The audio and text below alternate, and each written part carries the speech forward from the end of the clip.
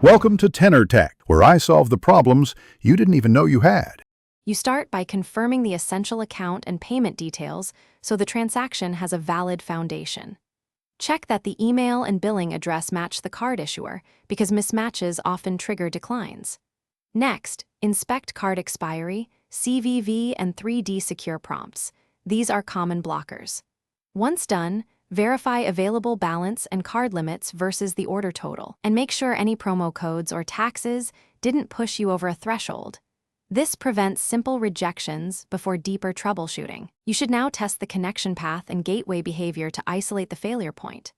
Switch networks, use mobile data, a different Wi-Fi, or disable VPN, because captive portals and region blocks can interrupt tokenization.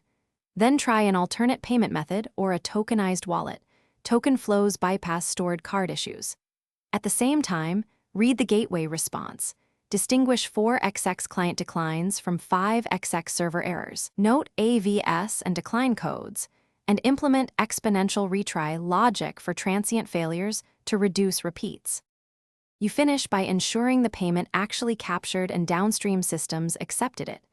Verify the order capture, prevent duplicates, and confirm webhooks or callbacks reached your backend, because missing confirmations look like failed purchases.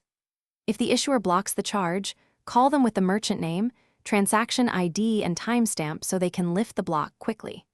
Finally, log headers, payloads, and response codes. Reproduce the failure in staging and apply fixes. This gives you a clear rollback plan if things go wrong. Thanks for watching. Subscribe to keep your life in tune.